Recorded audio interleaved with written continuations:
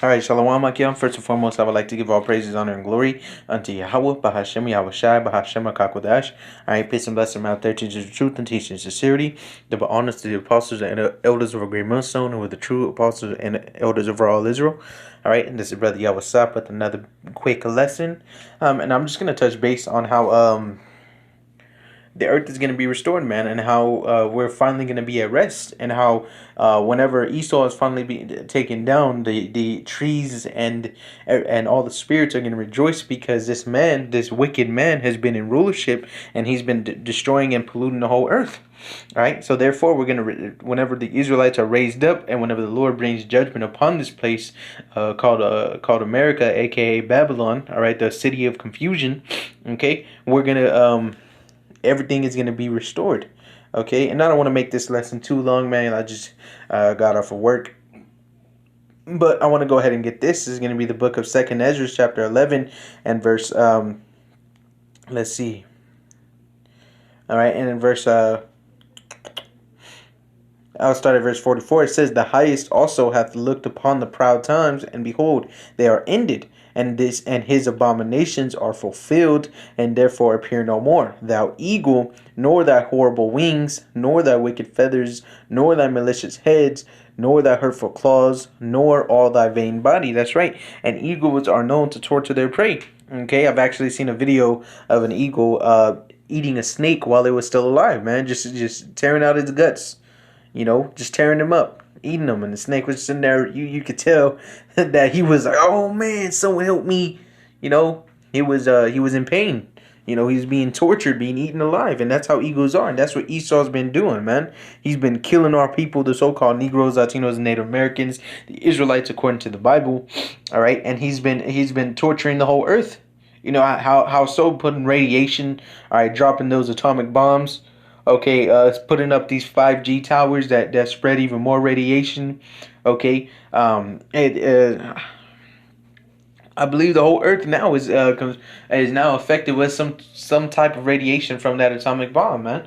That they those two atomic bombs that they dropped in Hiroshima and Nagasaki. And also with the with all this garbage that they're polluting the earth with. There's garbage islands bigger than Texas. Okay, you have all these cars that are burning fossil fuels, is what they call them, and putting pollution into the air. All right, to where now the air is the air is polluted, the water is polluted. All right, the food is polluted. They put GMOs, which is genetically modified or organisms, I believe that stands for. Okay, all right, so this man pollutes everything. All right, and he's torturing the earth. Okay, so it says, and therefore appear no more thou eagle, nor thy horrible wings, nor thy wicked feathers. That's right, because this man has just been going around the whole earth, just killing it off, man, killing off it and its people. Okay, but pretty soon that's coming to an end, man. Pretty soon, this earth is going to be restored through the power of Yahweh Bashem Yahushua and his people. Okay, so it says, verse 46, that all the earth may be refreshed and may return, being delivered from thy violence, and that she may hope for the judgment and mercy of him that made her. Okay, so that's right. So the earth is waiting for the judgment and mercy of him that made her, which is Yahweh Bashem Yahushua. All right, and that's what we're looking forward to, man. Okay, and it's going to be a beautiful thing whenever we're finally raised up and put back into the righteous seat of rulership, man. Okay, so from there, I want to go ahead and get this. This is going to be the book of Isaiah, chapter 14, and let me see. I believe it starts at verse 21, if I'm not mistaken. Verse 14, Isaiah 14. This is Isaiah 14 and 12. It says, "How art thou fallen from heaven, O Lucifer, son of the morning? How art thou cut down to the ground, which didst weaken the nations?" By way of what? Polluting the earth, man. Taking the resources. Okay, dropping those bombs. All right. So it says, verse 13, "For thou hast said in thine heart, I will ascend into heaven. I will exalt my throne above the stars of Yahweh. I will sit also upon the mount of the congregation in the sides of the north." So this man is trying to become better than the Israelites, man. He's trying to become better than anyone upon this planet Earth, including and the one who's not on the planet Earth, which is Yahweh. Okay, so it says, verse 14, I will ascend above the heights of the clouds. I will be like the Most High. All right, so this man is saying he will be like the Most High. All right, but it's not so. Okay, so it says, verse 15, yet thou shalt be brought down to hell, to the sides of the pit. They that see thee shall narrowly look upon thee and consider thee, saying, is this the man that made the earth tremble, that did shake kingdoms, that made the world as a wilderness, and destroyed the cities thereof, that opened not the house of his prisoners? That's right. So this man, which his prisoners are who? The so-called Negroes, Latinos, and Native Americans. Okay? And it's going to be a beautiful thing whenever we are finally out of here, man. Okay? So from there, let me see. I believe it's in here.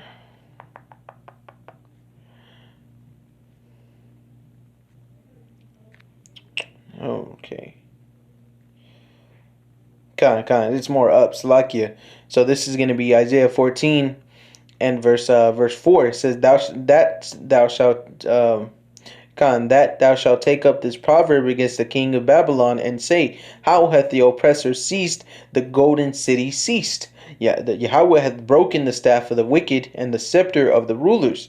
He who smote the people in wrath with a continual stroke, he that ruled the nations in anger, is persecuted, and none hindereth. That's right. So he who smote the people in wrath with the continual stroke, man. This man gives no breaks. Even during a pandemic, he's still having you pay bills. He's still having you go to the store, even though it's a possibility you can get sick and die from what he says. Okay, he's still having you do all these things, even though the economy is collapsing. All right, there's hardly any jobs. There's more homeless people now than ever. Okay, this man and prices are raising for food, water, everything. Man, prices are raising. It's all inflating. And this man, he's still smiting people, man. Okay.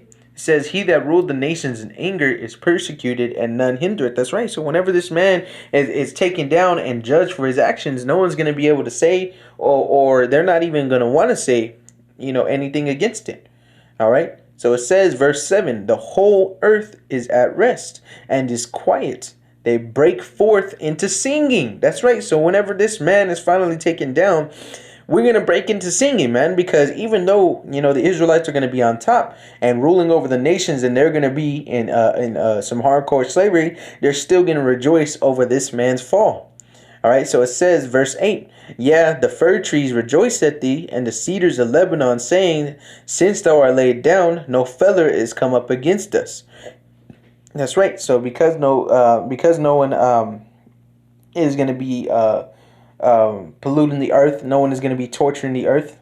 Okay, and it's going to be a beautiful thing because the whole earth is finally going to be at rest. And whoever doesn't agree with this, you're going to die right along with this wicked man, the Esau, the Edomites, the so-called white man.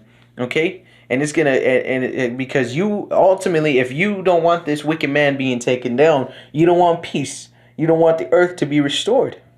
Okay, so from there, let's go ahead and get this, man. Let's get it's gonna be in the book of Isaiah chapter 54, verse 13. All right.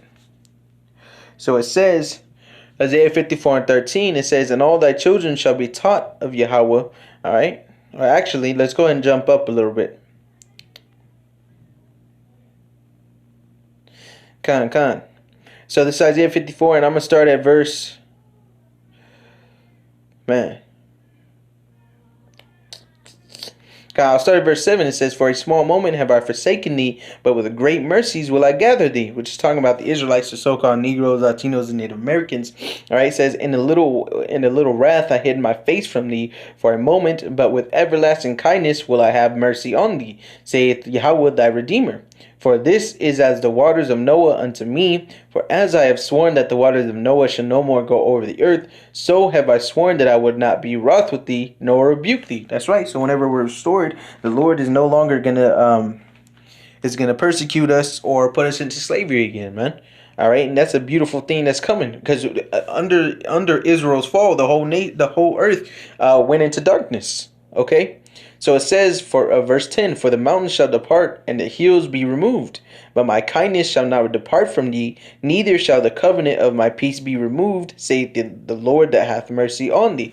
That's right. No longer are we gonna be feeling any afflictions, man. No longer is the Lord gonna forsake us.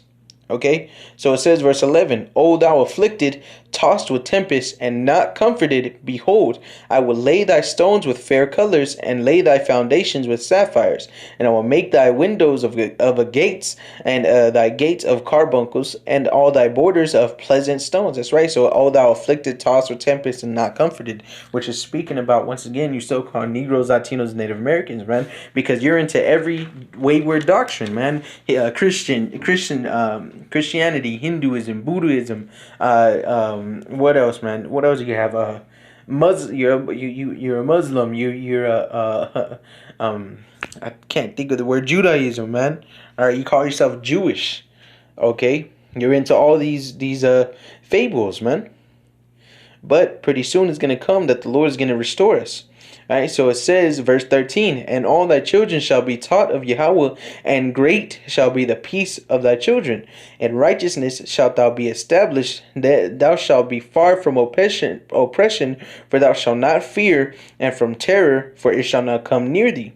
Behold, they shall surely gather together, but not by me. Whosoever shall gather together against thee shall fall for thy sake. Behold, I have created the smith that bloweth the coals in the fire, and that bringeth forth an instrument for his work. And I have created the waster to destroy.